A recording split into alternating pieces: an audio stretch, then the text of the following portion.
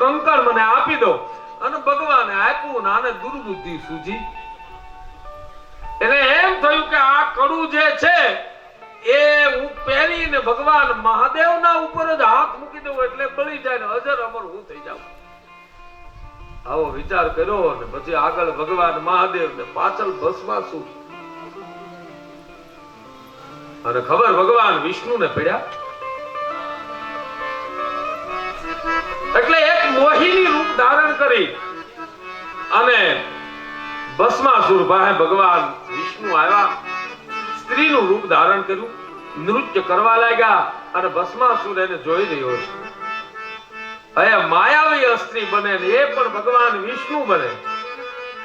જેના મોહમાં મોટા મોટા મહાપુરુષો મોહિત થઈ ગયા હોય, એક અપ્સરાના મોહમાં મોટા મોટા મહાપુરુષો મોહિત થઈ ગયા હોય, તો ભગવાન વિષ્ણુ જ્યારે સ્ત્રી બને ત્યારે તો ક્યાં બાત. वरदंत की पंगति कुंद कली अधराधर पल्लव खोलन की चपला चमके धन बीच जगे अन छबी लोचन माल यमोलन की नो छावर प्राण. આવું અદ્ભુત રૂપ ધારણ કર્યું. કોમલતા કંજ કે ગુલાબ की सुगंध लेके रूप रति पास लेके उदिता उजारी है ईश ने त्रिलोक में एक रंभा रचाई. અને એ ભસ્માસુર મોહિત થયો અને કહ્યું કે મારે તમારી સાથે લગ્ન કરવા. એટલે ત્યારે એ સ્ત્રી રૂપમાં ભગવાન વિષ્ણુ કહે કે હું લગ્ન એની સાથે જ કરું જે મારી સાથે નૃત્ય કરે. હું જેમ નૃત્ય કરું એમ મારી સાથે નૃત્ય કરે તો એની સાથે લગ્ન કરું. અને પછી નૃત્ય કરાવતા કરાવતા કરાવતા ભસ્માસુરનો પોતાનો જમણા હાથમાં પહેરેલા કંકણ વાળો હાથ ભસ્માસુરના પોતાના જ માથામાં મુકાવીને એને બાળીને ભસ્મ કર્યો.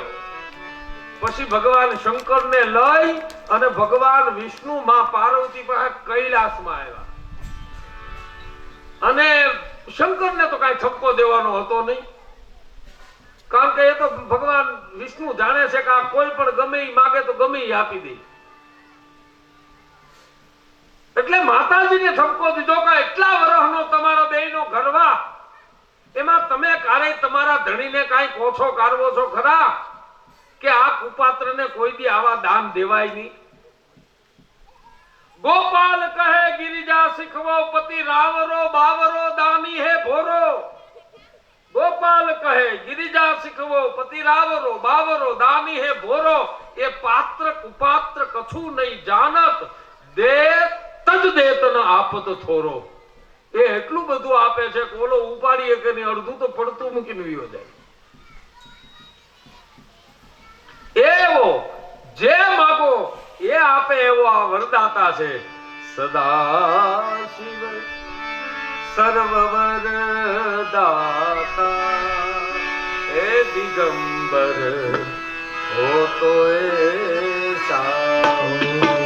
સદા શિવ સર્વવર દાતા દિગંબર હો તો એ દયા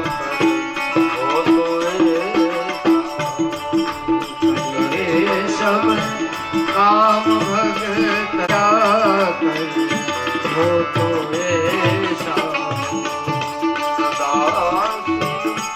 सर्ववर दाता हे दिगंबर हो तो सदा शिव सर्ववर दाता दिगंबर हो तो जब होम रावण ने कल्पतरु होती छाया तो शिखर गए कैलाश के ऊपर कल्पतरु होती छाया कल्पतरु होती छाया रमे संग गिरिजा से रमे संग गिरिजा से रमण घर हो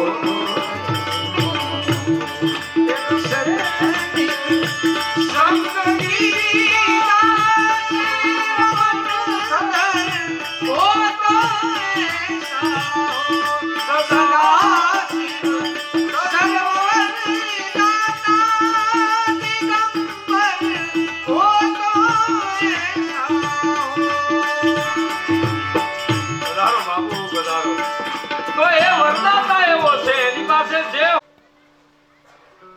પછી તો એની બાજુમાં અલકાપુરી નામની નગરીનો એ રાજા થયો. બધા દેવતાઓને પણ પોતે આપી શકે એટલો ભંડાર એની પાસે. દેવતાઓને લોન જોતી હોય તો એ દેવતાઓને પણ લોન આપી શકે, એને ઉછીના રૂપિયા આપી શકે. આવો અષ્ટ સિદ્ધિ અને નવ નિધિનો એ દાતા બન્યો ભગવાન મહાદેવની કૃપાથી. અને પછી એ જ વિશ્રવણ હતા, ઈલાવતીનો દીકરો આ કુબેર. શિવ ભક્તોએ યાદ રાખવું કે કુબેરની માં કોણ? અને એ જ વિશ્રવણના બીજા એક પત્ની હતા જેનું નામ હતું કૈકસી. એ કૈકસીને 3 સંતાનો થયા. એમાં મોટો રાવણ, એનથી નાનો કુંભકર્ણ અને એક દીકરી થઈ જેનું નામ થયું શૂર્પણખા.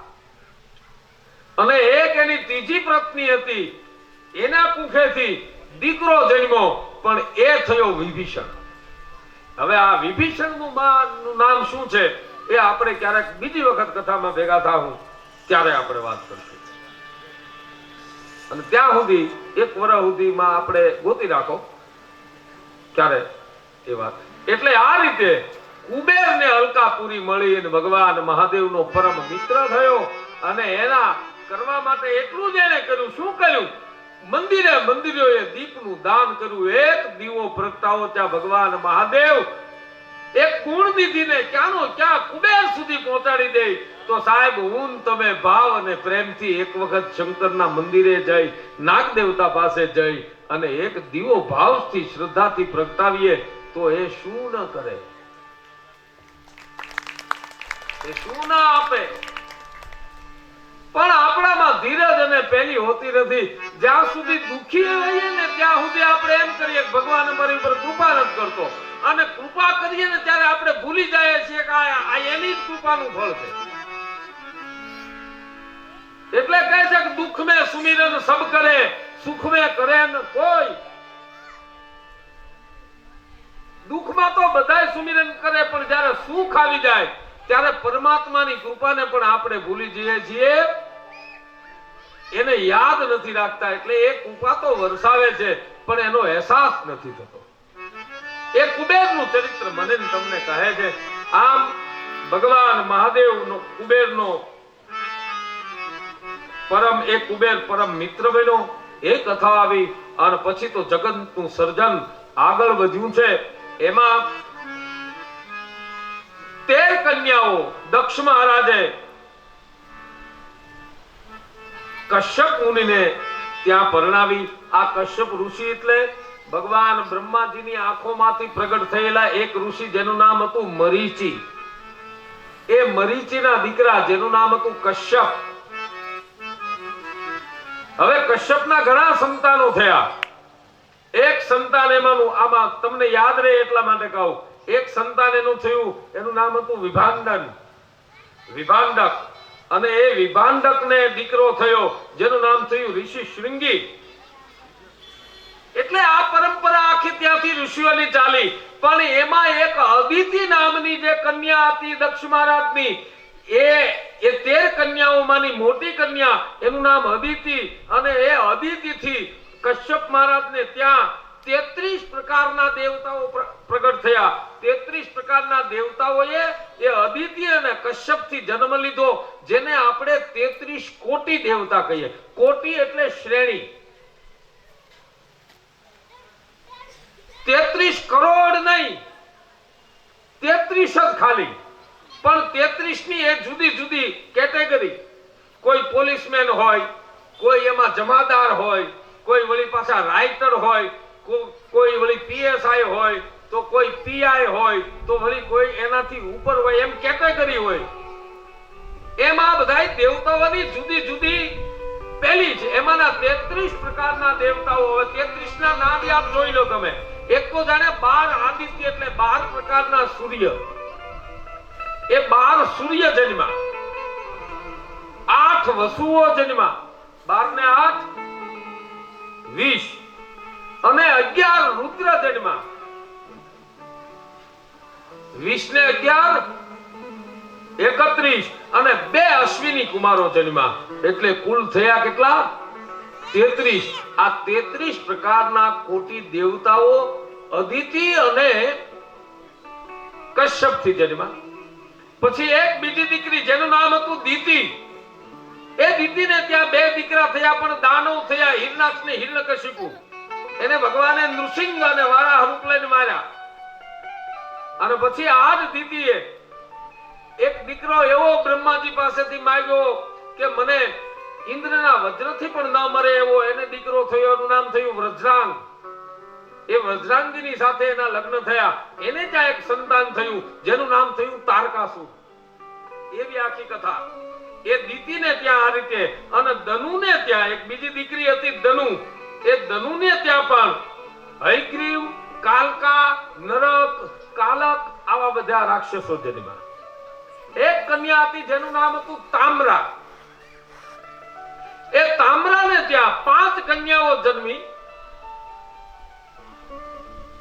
અને એમાંને 5 કન્યાઓ, એમાંની એક કન્યા હતું કૌંચી. બીજી કન્યાનું નામ ભાસી, શેની, ધૃતરાષ્ટ્રી અને શુકી. આ તામ્રાની 5 કન્યાઓ. અને આ 5 કન્યાઓને ત્યાં જે સંતાનો થયા એ બધાય પક્ષીઓ થયા. અહીંથી સૃષ્ટિ શરૂ, પક્ષીઓ. પછી એક કન્યા હતી જેનું નામ હતું ક્રોધાવશા. અને એનાથી બધાય એને ત્યાં 10 કન્યાઓ થઈ. અને એ 10 કન્યાઓને ત્યાં બધાય પશુઓ જન્મ્યા. એમાંની એક કન્યા હતી જેનું નામ હતું હરિ. એ હરિને ત્યાં 2 સંતાન થયા. હરિને ત્યાં સંતાન થયા, એમાં વાંદર સંતાન થયા અને હાવજ સંતાન થયા, સિંહ. એટલે વાંદરને પણ હરિ કહેવાય અને હાવજને પણ હરિ કહેવાય. હરિયલ ઘેર ન હોય, પછી ફળિયામાં કુંજર ફરે, અને પછી એને વયની વાતું ન હોય, કેહર બચા ને કાગડા. એ હરિના સંતાનો, વાંદરા પણ અને હાવજ પણ. અને એમાં બહુ લાંબુ લિસ્ટ છે એટલે એમાં બહુ જતો નથી, પણ એક સુરસા હતી, એક કન્યા. એ સુરસાને જ્યાં જન્મા એ બધાય નાગ જન્મા, ફેણ વાળા. પણ સુરસાને ત્યાં જે બધાય નાગ જન્મા છે એ બધાય ઝેર વગેરેના. અને એક બીજી કન્યા હતી જેનું નામ હતું કદ્રુકા, કદ્રુ. એને ત્યાં નાગ જન્મા, એ બધાય ઝેર વાળા. એક બીજી કન્યા હતી જેનું નામ હતું વિનતા. એ વિનતાને ત્યાં 2 સંતાન થયા, એક ગરુડ અને બીજો એનો ભાઈ અરુણ. એ ગરુડ ભગવાન વિષ્ણુનું વાહન બન્યો. અને આ અરુણ જે હતો એના હાથ હતા ને અધૂરા મહિને જન્મ્યો છે, એટલે હાથ નહોતા, ઠૂંઠો હતો એ. એટલે એ અરુણ ભગવાન સૂર્યનો રથી બન્યો, રથ હાંકવા વાળો બન્યો. અને આ અરુણને ત્યાં 2 સંતાન ઉત્પન્ન થયા, જેનો એકનું નામ થયું જટાયુ અને બીજા સંતાનનું નામ થયું સંપાતિ.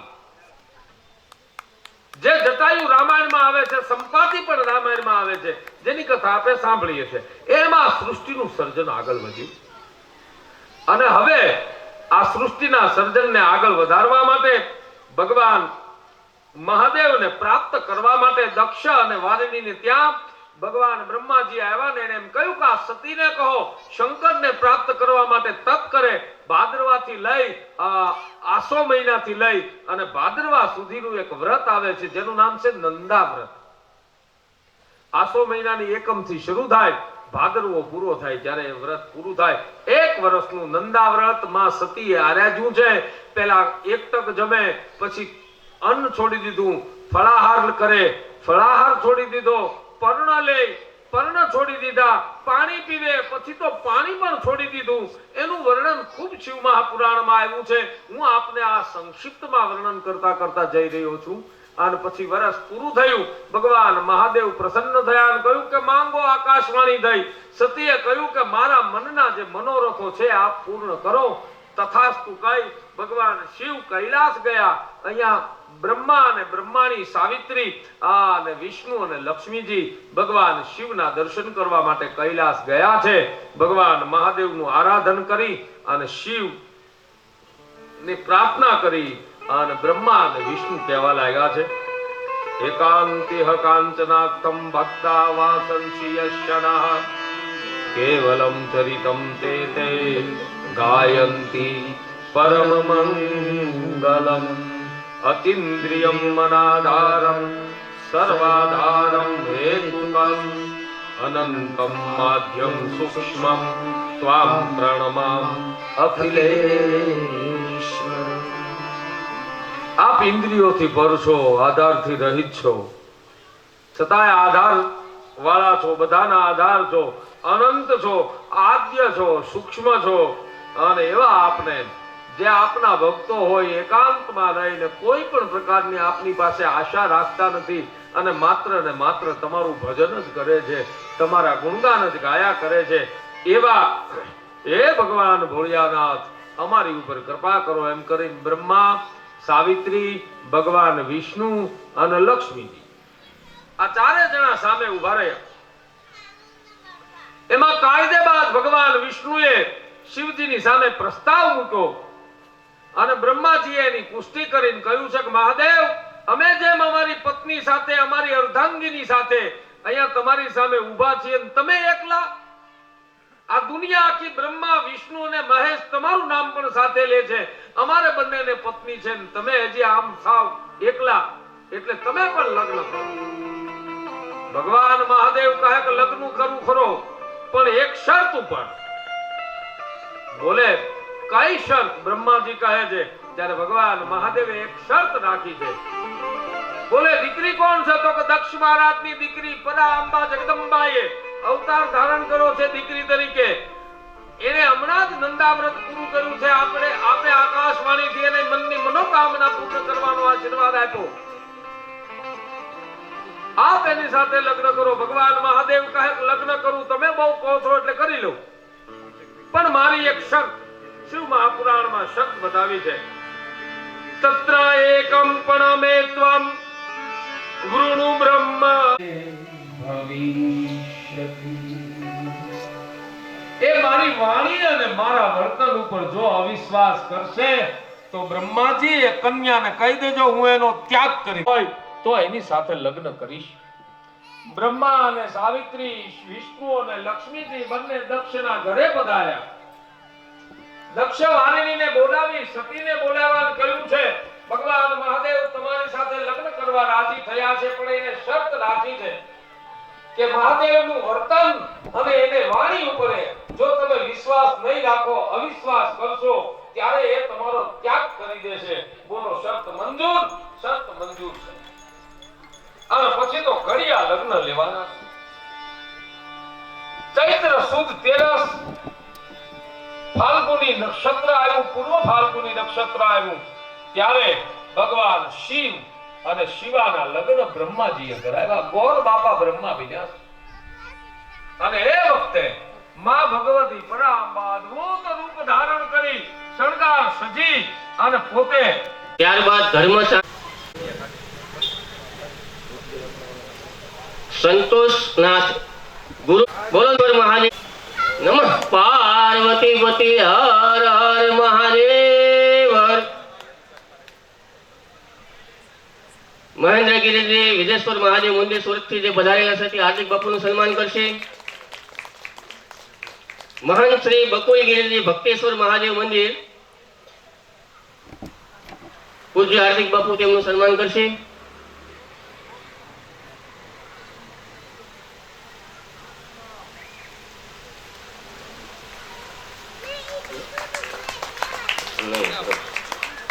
દશનામ ગૌસ્વામી મહામંડળ ગુજરાત પ્રમુખ શ્રી ધર્મેન્દ્રગીરી,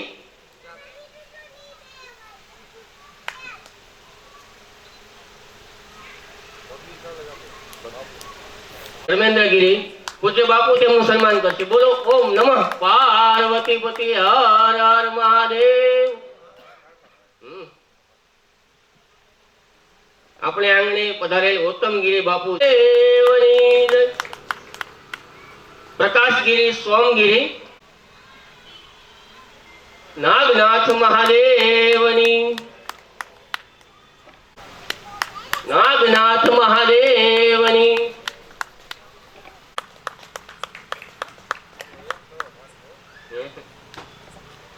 નાગનાથ મહાદેવની જય, દળેશ્વર મહાદેવની હર હર મહાદેવ.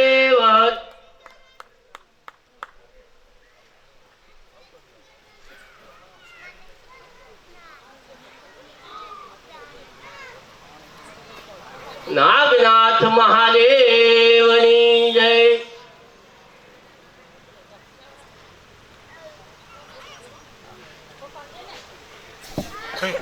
પાર્વતી પતિ હર હર મહાદેવ હર.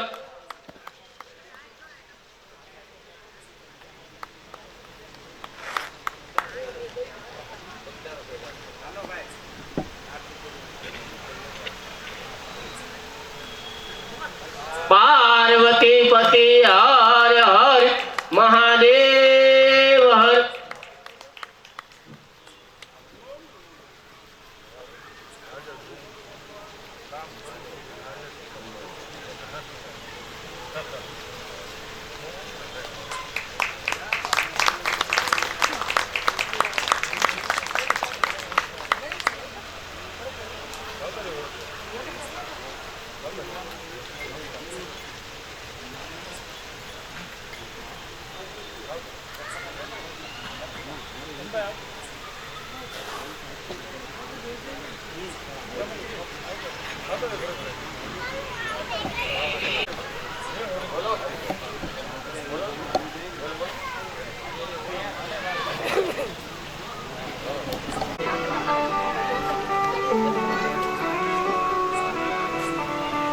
તો સૌ તેમને તાળીઓથી વધાવશે.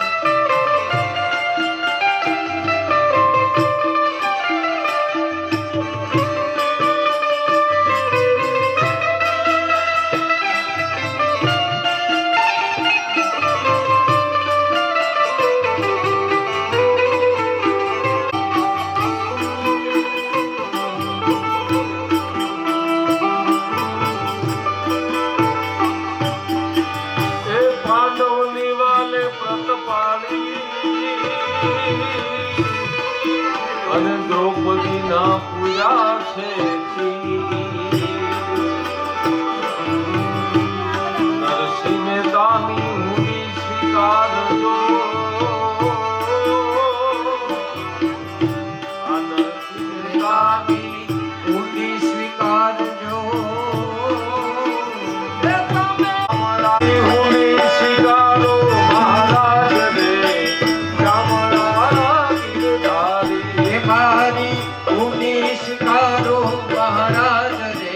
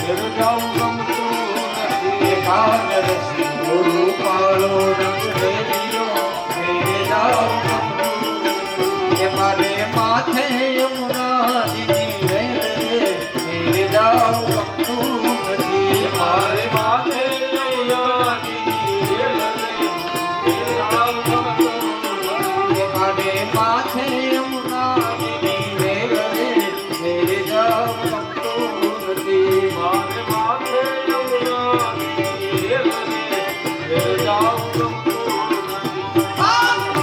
ગુરુ પાલો કઢેલિયો ઘેર જાઉં ગમતું નથી.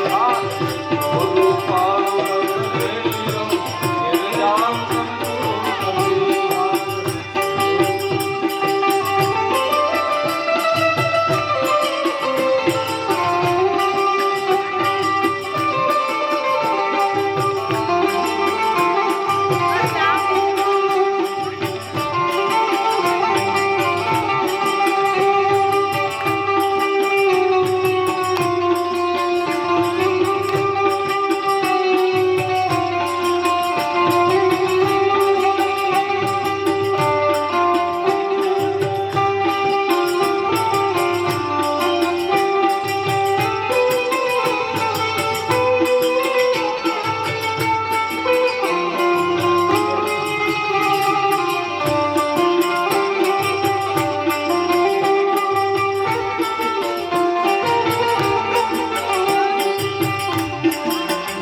અમે ગાયું દોયા વિના